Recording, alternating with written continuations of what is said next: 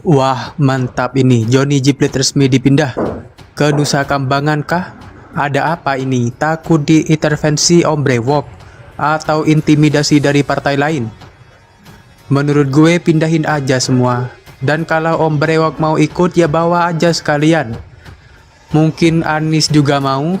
Sekalian angkut. Berikut penjelasan kejaksaan soal pemindahan Plit. Ya, petugas sipir di depan. Banyak, Bapak. Banyak. Orang kita pindahkan ke Nusa Kambangan. Para pelaku kejahatan ini jangan lagi nanti dipenjara di Sukamiskin. Baldo, tolong dikasih kepada pemerintah. Ini mereka ini harus ditempatkan di penjara Nusa Kambangan, Bang.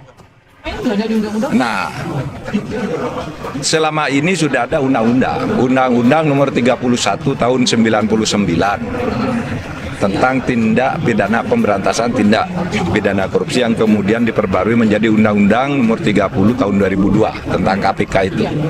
Pasal 1 ayat 2 menyatakan dalam keadaan tertentu hukuman mati bisa dijatuhkan. Kali itu nggak tahu tuh masalahnya apa. Di sini sama. Kemudian ditaruh di pulau-pulau terluar sehingga tidak mungkin kemudian dilacak, tidak mungkin kemudian diketahui. Jangan hanya isu, bukti. Kalau ada bukti, bawa ke kejaksaan.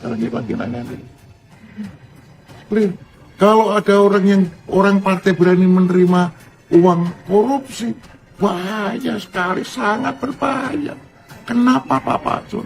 Karena partai ini bisa dibubarkan. Kalau partai dibubarkan gimana?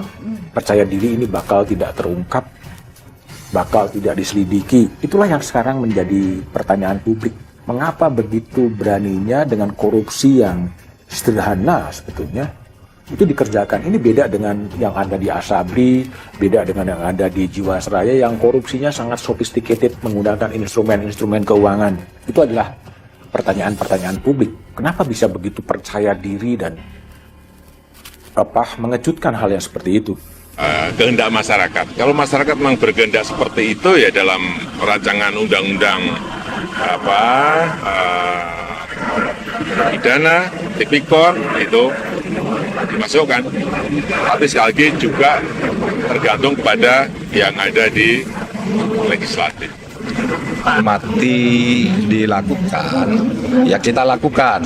Caranya bagaimana? Ya disampaikan nanti ke DPR, lembaga legislatif agar dimasukkan di dalam undang-undang, kan gitu Pak Jokowi. Artinya setuju. Jadi, kalau di dalam hukum, semuanya harus dibuktikan. Kalau nggak ada bukti gimana? Nggak bisa. Seseorang tersangkakan itu pasti ada bukti. Kemudian kalian mengait-ngaitkan dengan ini itu, ya susah. Dikaitkan Bambang Pacul ini, Ketua Komisi 3 bisa ini, kan begitu. Itu pikiran orang politik konspiratif. Pembangunan sistem itu menjadi hal yang sangat penting dalam rangka memberikan pagar-pagar agar penyelewengan, korupsi itu tidak terjadi. Pembangunan sistem. Yang kedua, menurut saya ini hal yang juga sangat penting, rekrutmen politik. Proses rekrutmen politik ini penting sekali. Jangan sampai proses rekrutmen politik itu membutuhkan biaya yang besar, sehingga nanti orang akan tengok-tengok untuk bagaimana pengembaliannya. Ini berbahaya sekali. Tes begitu. Setahu saya sekarang hanya ada 1-2 partai yang merekrut pakai psikotes. Nah, jadi direkrut, dites, kemudian lakukan pembinaan. Apakah partai politik ini melakukan pelatihan secara serius? Tentu saja banyak yang tidak melakukannya. Karena apa? Karena ini kan semuanya adalah uang. Itu rata-rata pikiran orang politik konspiratif. Dan kau sekarang ini, publik lebih menyenangi pikiran-pikiran yang konspiratif, spekulatif. Kalau spekulatif susah. Kalau dihukum harus pasti. Nggak boleh spekulatif. Harus dibuktikan dengan alat bukti. Kan gitu loh. Jadi kalau ada yang mengatakan ada aliran ketiga partai, buktikan. Ya, sejak dulu itu sudah setuju hukuman mati. Karena itu merusak nadi aliran darah sebuah bangsa itu ya dirusak oleh koruptor itu. Sehingga saya memang kalau koruptornya serius dengan jumlah besar, baik grid, karena gridi gitu ya saya setuju hukuman mati. Dan Seakan-akan tidak ada batasnya. Orang kaya juga doyan uang, dan kita ketahui uang menurut pepatah adalah akar dari segala kejahatan. Dan jangan lupa, kalau kita ingin menguji karakter seseorang, berikan mereka uang, berikan mereka kekuasaan. Jadi semakin sering partai politik mendapatkan kekuasaan, tentu saja akan semakin banyak ujian karakter. Apakah kita ingin membangun karakter bangsa ini atau kita ingin membangun kemudaratan? Setelah ditangkap, mestinya sistem perbaikan itu masuk ke sana. Sistemnya masuk. Oleh sebab itu, Ngeri loh. Ya, karena itu ada lembaga hukum. Partai politik itu juga lembaga hukum, sama dengan PT-PT itu juga lembaga hukum. Ada partai berani menerima uang korupsi, uang hasil korupsi, tutup juga partai. Bubarin pula bisa. Ada pasalnya, ada. sebenarnya kan sudah ada ancaman hukuman mati. Ya, koruptor itu bisa dijatuhi hukuman mati kalau melakukan pengulangan dan atau melakukan korupsinya saat ada bencana.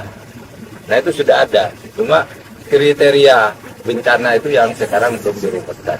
Sehingga kalau itu mau diterapkan sebenarnya tidak perlu ada undang-undang baru karena perangkat hukum yang tersedia itu sudah ada. Alasan Johnny G. Plate pindah ke tahanan di Rutan Salemba Kejaksaan Negeri Jaksel bukan soal keamanan. Johnny G. Plate dipindah tahanan di mana kini ditahan di Rutan Salemba Cabang Kejaksaan Negeri Jakarta Selatan. Sebelumnya, mantan Menteri Komunikasi dan Informatika Menkominfo RI tersebut ditahan di Rutan Salemba Cabang Kejaksaan Agung. Soal pemindahan tahanan tersebut dibenarkan oleh Kasubdit Penyidikan Direktorat Penyidikan pada Jaksa Agung Muda Bidang Tindak Pidana Khusus Kejaksaan Agung. Kasubdit Penyidikan Direktorat Penyidikan Jampitsus Kejaksaan Agung Haryoko Ari Prabowo mengatakan soal alasan mengapa Johnny G. Plate dipindah tahanan. Disebutkan alasannya bukan soal keamanan. Haryoko Ari Prabowo mengatakan bahwa pindahnya Johnny G. Plate dari Rutan Kejaksaan Agung ke Rutan Kejari Jaksel bukan karena faktor keamanan. Dia dipindahkan dari Rutan Kejaksaan Agung karena kapasitas tahanan yang dianggap sudah tidak memadai. Bukan keamanan, penuh di sini, katanya. Saat ditanya mengenai tanggal pemindahan Johnny G. Plate ke Rutan Kejari Jakarta Selatan, Prabowo mengaku tak mengingatkan secara detail. Namun dipastikan bahwa pemindahan itu terjadi pada pekan lalu. Lupa saya minggu lalu lah, katanya saat ditanya mengenai tanggal pemindahan Johnny G. Plate dari Rutan Kejaksaan Agung. Menkominfo RI Johnny G. Plate diduga terlibat di dalam peristiwa tindak pidana korupsi proyek pembangunan infrastruktur BTS 4G paket 1, 2, 3, 4, dan 5 Bakti Kominfo tahun 2020-2022. Hal tersebut diungkap Direktur Penyidikan Dirdik Jaksa Agung Muda Pidana Khusus Kejagung Kuntadi. Kasus korupsi ini terkait proyek penyediaan infrastruktur BTS 4G, infrastruktur pendukung paket 1, 2, 3, 4, dan 5. Kasus ini diduga merugikan negara mencapai 8 triliun.